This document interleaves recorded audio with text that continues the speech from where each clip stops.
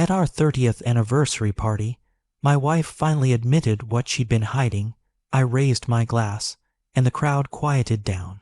50 people in our backyard, string lights glowing overhead, and Claire standing beside me in that emerald dress, the same color she wore on our wedding day 30 years ago. To my beautiful wife, I said, my voice carrying across the garden, "Claire, you saved me when I was just a lost college kid with no direction. You gave me purpose. You gave me Emma. You gave me a life worth living." Everyone clapped. My best friend Robert whistled from the back. My daughter Emma was crying happy tears, holding her fiancé Derek's hand. Claire's eyes were wet too, but something felt off. Her hands trembled as she held her wine glass. 30 years, I continued. 30 incredible years with the woman of my dreams. Here's to 30 more. Hear, hear, Robert shouted. I kissed Claire, and she whispered against my lips, "We need to talk later." My stomach dropped, but I kept smiling. Around us, conversations resumed. My brother James came over to hug me. Claire's sister Patricia watched us from across the yard with that same cold expression she always wore around me. "Beautiful speech, Mike," Robert said, clapping my shoulder. "Thanks, man." Emma hugged me tight. "Best dad ever," she said. If only I'd known those words would take on a completely different meaning in just a few hours. The last guests left around midnight. Emma and Derek helped us carry dishes inside before heading home. "That was perfect, you guys," Emma said, kissing both our cheeks. Absolute perfection. After they left, the house felt too quiet. I was putting away leftover food when Claire poured herself another glass of wine, her third since dinner, and sat heavily at the kitchen table. "What a night," I said, trying to sound cheerful. "I think everyone had a great time. Did you see Mrs. Henderson doing the electric slide? I didn't know she had it in her." "Michael, sit down, please." The tone stopped me cold. I turned to look at her. She'd been crying. "Claire, what's wrong? Are you sick? Sit down." I sat across from her, my heart pounding. "You're scaring me. I need to tell you something I should have told you 30 years ago." My mind raced through possibilities. An affair, a secret debt, okay. Before we got married, I was seeing someone else. I felt a flicker of relief. An old boyfriend, everyone has a past. Claire, it's okay. We all dated before. I was engaged to him, Michael. The relief vanished. What? His name was Daniel Westbrook. We were together for 3 years. We were supposed to get married that summer. The summer I met you. I tried to process this. She'd told me she'd only dated casually before me. Nothing serious. Why didn't you ever mention this? Claire's hands shook so badly she set down her glass. "Because it's worse than that. Michael, I was 2 months pregnant when I married you." The room tilted. "What? Emma isn't yours. Daniel is her biological father." I couldn't breathe. The words didn't make sense. They were sounds without meaning. "No. I'm so sorry. No." I stood up, knocking my chair over. "That's not. Emma is mine. She's my daughter. Biologically, she's Daniel's. 29 years. Our daughter's entire life. You're lying," I said, even though I knew she wasn't. "This is some kind of joke." "I wish it was. How?" The word came out broken. "How could you do this?" Claire was sobbing now. "Daniel got me pregnant and then panicked. He wasn't ready for marriage or fatherhood. His family had expectations, a career path planned out. He broke off our engagement and offered me money for an abortion. So you found a replacement father?" "No, Michael, it wasn't like that." "Then what was it like, Claire? Explain it to me, because I'm having trouble understanding how my entire life has been a lie." I was devastated, alone, terrified. "That's when I met you at Sarah's barbecue. You were so kind, Michael, so genuine. You didn't come from money or care about status. You just saw me." I was pacing now, running my hands through my hair. "I fell in love with you. I thought you fell in love with me. I did, I really did. But you were pregnant and desperate." She flinched. "Yes, when we slept together that first time, 2 weeks after we met you knew. You knew I'd think the baby was mine. Yes, you trapped me. No, I mean yes, but Michael, I loved you. I chose you. Daniel didn't want us, but you did. You were so excited when I told you I was pregnant. You proposed immediately. You were so happy. Because I thought she was mine. I shouted. Claire was crying so hard she could barely speak. I know. I'm sorry. Does Emma know? No. Does anyone know? Patricia, she helped me through it. That's why Patricia always looked at me with pity, like I was some pathetic fool. Why now? I demanded. Why tell me now? After 30 years, why tonight? Claire's face crumpled, because Daniel reached out. 2 months ago. He found me on Facebook. 2 months? I felt like I was going to vomit. You've been talking to him for 2 months. He knows about Emma. He wants to meet her. While I planned this anniversary party, while I wrote that speech about how you saved me, while I toasted to 30 more years, I'm sorry. Stop saying that. I grabbed my keys. I can't be here. I can't look at you. Michael, please, don't follow me. I left her crying at the kitchen table. I didn't sleep that night. I stayed at Robert's house, lying awake in his guest room, replaying every moment of Emma's life. Her first steps I was there. Her first word was Dada. I taught her to ride a bike, spent hours helping with math homework. Walked her through her first heartbreak when Tommy Davis broke up with her in 9th grade, paid for her college, danced with her at graduation. I was her father in every way that mattered, but biology, did it matter? Around 3 a.m., my phone buzzed, a text from Claire. I'm so sorry, I love you. Please come home. I didn't respond. In the morning, Robert made coffee and didn't ask questions, but eventually I told him everything. Jesus, Mike, he said, I don't even know what to say. Does he want money? Is that what this is? Did Claire say that? No, she said he's sick. Cancer. He wants to meet Emma before he dies. Robert was quiet for a long moment. What are you going to do? I don't know. Are you going to tell Emma? The question made my chest hurt. She deserves to know, but how do I tell her? How do I destroy her whole world? Her world is you, Mike. You're her dad. That doesn't change. But I wasn't sure anymore what changed and what stayed the same. 3 days later, Claire called me at work. Emma knows something's wrong, she said. She's been calling both of us. We need to tell her together. My stomach churned. Tonight. Emma and Derek arrived at 7. The moment my daughter saw both our faces, she knew. Are you getting divorced? She asked immediately. Please just tell me. We sat in the living room, me on one side, Claire on the other, Emma and Derek on the couch between us, like a demilitarized zone. Emma, Claire started, there's something I need to tell you about the circumstances of your birth. Emma's face went pale. What circumstances? I couldn't let Claire do this alone, no matter how angry I was. Before your mom and I got married, she was in another relationship. Okay. Emma looked confused. So, Claire took a shaky breath. I was engaged to someone else. I got pregnant. He didn't want the baby. Then I met your father. I met Michael, and we fell in love. Emma was doing the math. I could see it on her face. Wait, you were already pregnant when you met Dad. Yes, so. Emma looked at me. Dad, my voice broke. I just found out 3 days ago, Em. I didn't know. I thought you were mine. You are mine, I said quickly. Emma, you're my daughter. That hasn't changed. But Emma was standing now, backing away from us. You lied to me my entire life. Emma, Claire reached for her. Both of you, Emma's voice was rising. You both lied to me. I didn't know, I said desperately. Emma, I swear to God, I just found out at the anniversary party. I thought you were mine. You are mine. Derek stood up, putting his arm around Emma. Maybe we should give Emma some space. There's more, isn't there? Emma cut him off, looking at Claire. Why now? Why are you telling me now? Claire's tears were flowing freely. Because your biological father reached out. His name is Daniel Westbrook. He's sick. He has cancer. He wants to meet you."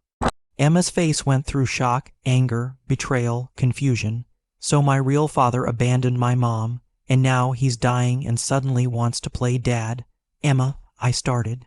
"And you," she turned to me, "you knew for 3 days and didn't tell me, while I was planning bridal showers and talking about the wedding. I needed time to process. Time. Emma grabbed her purse. "I can't be here right now. Emma, please." Claire reached for her again. "Don't touch me.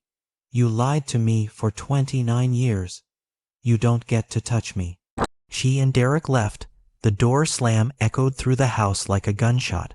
A week of silence. Emma wouldn't return my calls or texts. Claire and I moved around the house like ghosts, avoiding each other. Then my phone rang. "Emma, I want to meet him," she said without preamble. "Daniel, I want to meet my biological father." My heart broke all over again. "Emma, you don't have to. I need to. I need to understand. I need to see who he is." She paused. "Will you come with me?" "Not Mom. You." Those last 2 words were a lifeline, of course. "Whatever you need, Em." "Okay, I'll set it up." The coffee shop was neutral territory. I sat beside Emma, watching Daniel Westbrook walk in. He was 53, a year older than me, tall. That's where Emma got her height. Expensive suit despite being obviously ill. Thin, pale, dark circles under his eyes. When he saw Emma, his face did something complicated. Joy and pain and regret all at once. "Emma," he said, his voice cracking. "You look so much like your mother did at your age." Emma's jaw was tight. "Thanks." We all sat down. Awkward didn't begin to cover it. Here was the man who'd abandoned his child, and here was the man who'd raised her, sitting across a coffee table like some twisted therapy session. "Thank you for coming," Daniel said. He looked at me. "Thank you for raising my daughter. She's my daughter," I said quietly. "I'm just here because she asked me to be." Emma put her hand on my arm. She looked at Daniel. "Why now? Why do you care now?" Daniel talked about his cancer diagnosis 6 months ago. Stage 4, about looking back on his life and seeing nothing but emptiness. "I made partner at 35, he said. "I have more money than I can spend, but I have no one, no wife, no children, no family. I made choices I thought were right at the time, but they were cowardly. You threw away my mom." Emma said coldly, "You threw away me." "Yes." Daniel's tears fell freely. "I was 24 and stupid and scared. I thought I had time to figure out life. I thought career success would make me happy. I didn't know it would feel so empty. I didn't know I'd spend 30 years wondering about you. Did you ever try to find us?"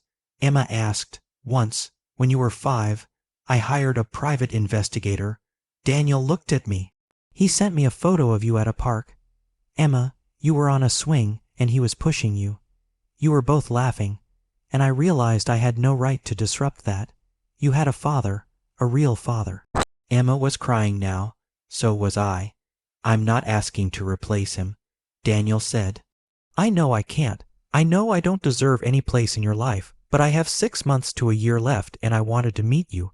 I wanted to tell you I'm sorry. I wanted you to know that not a day went by that I didn't think about you."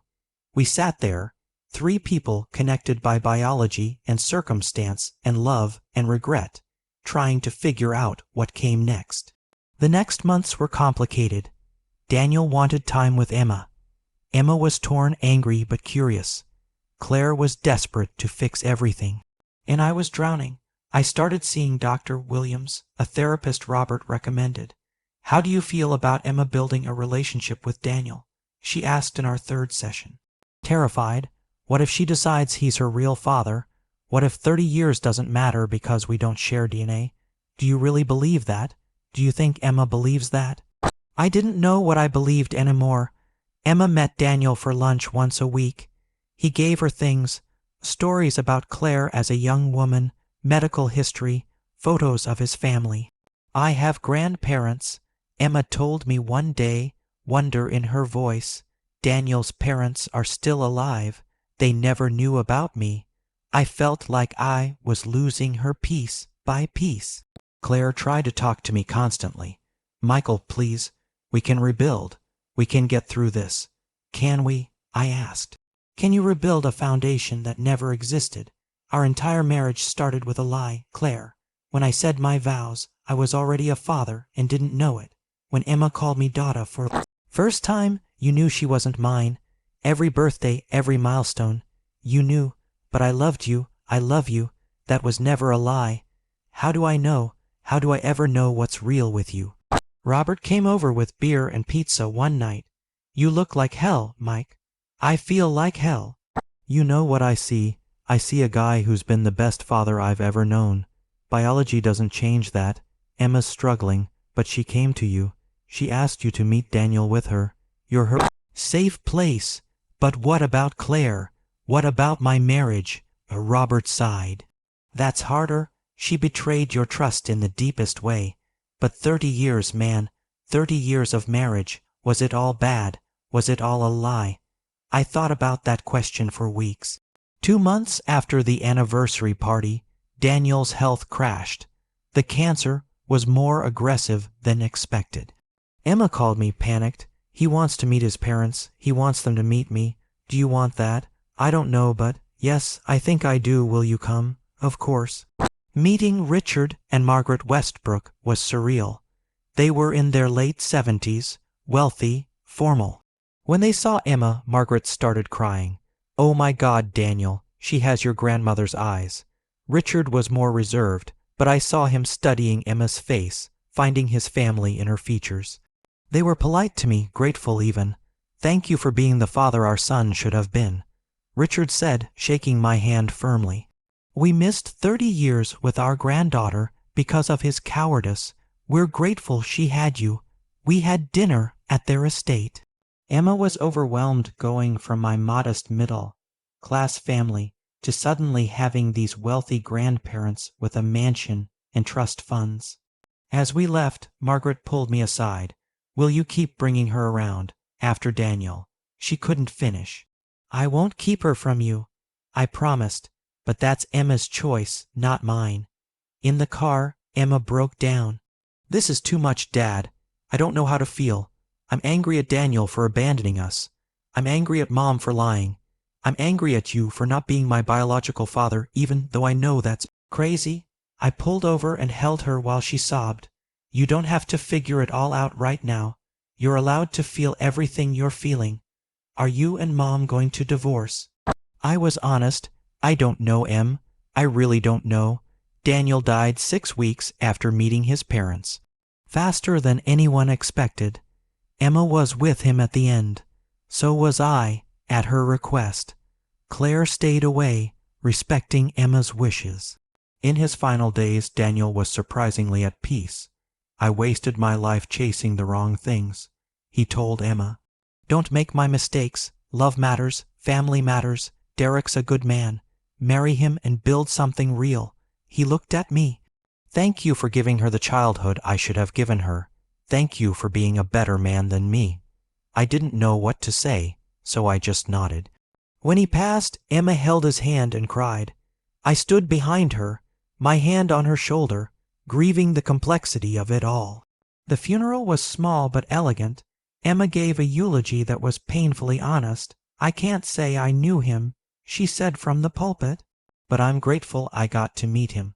I'm grateful for the medical history, the stories about my mom, the connection to my grandparents, but mostly, I'm grateful that his absence from my life allowed my real father, Michael Turner, to be there instead.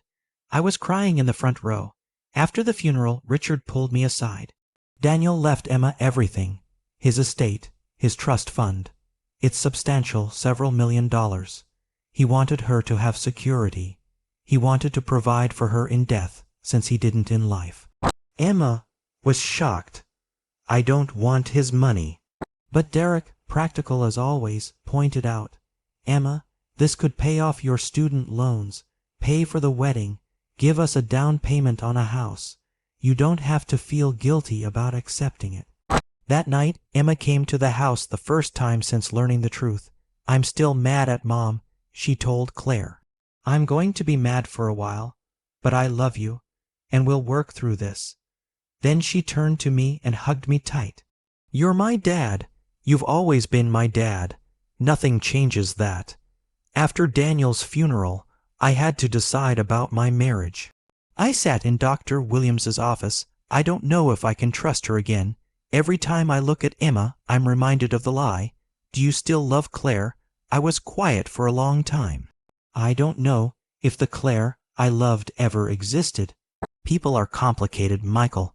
People make terrible choices when they're scared. The question isn't whether you can go back to what you had. You can't. The question is whether you can build something new with who you both are now.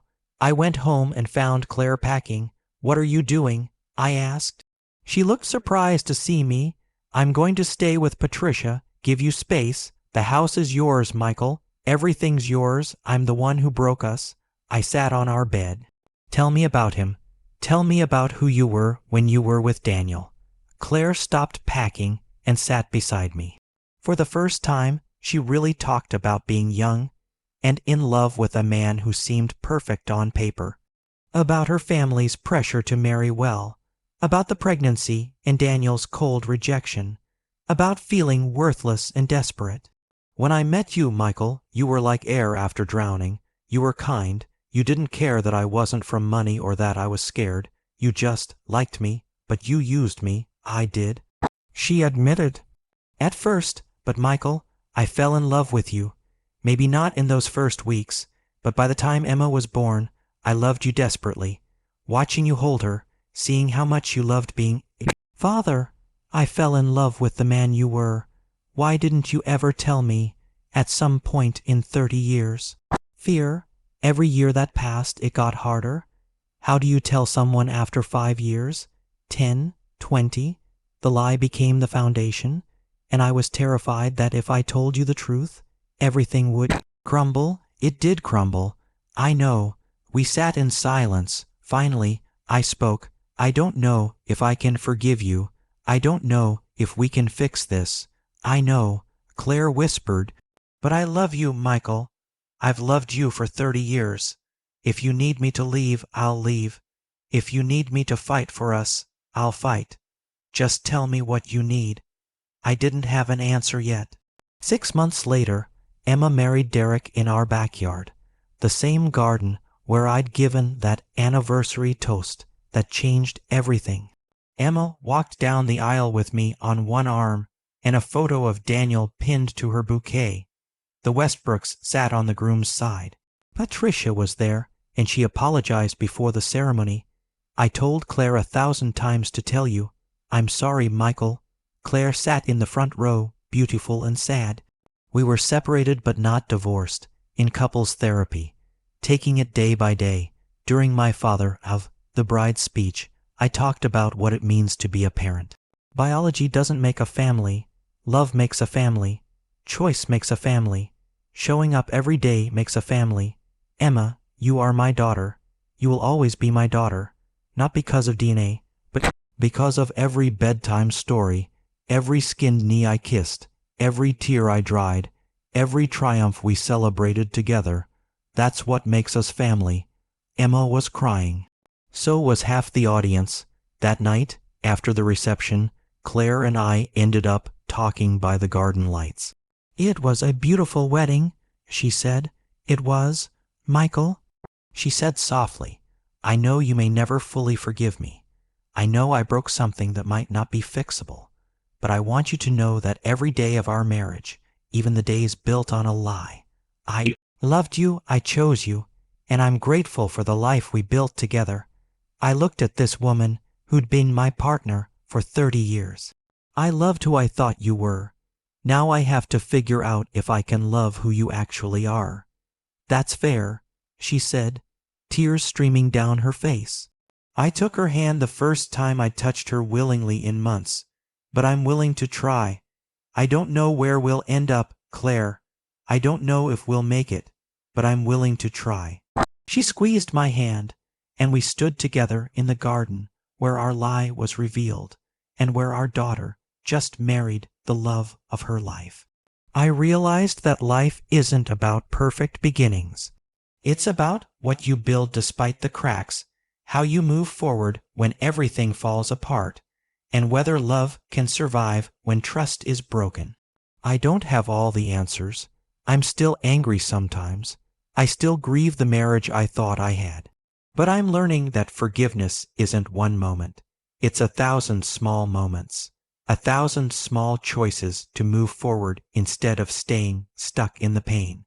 Emma hugged us both before leaving for her honeymoon. I love you both. We're family. Complicated, messy, imperfect family, but family. As Claire and I cleaned up after the wedding, working side by side like we'd done 1,000 times before, I realized something. The story I thought I was living was never real. But maybe this new story, built on truth and pain and the hard work of rebuilding, might be more real than anything I had before. The question is whether I can live in this new story or whether the old lie destroyed too much. I don't know the answer yet. But for tonight, I have my daughter's happiness, the memory of being the father who walked her down the aisle, and the possibility that love, even broken love, might find a way to heal. That possibility, fragile as it is, feels like enough to keep going.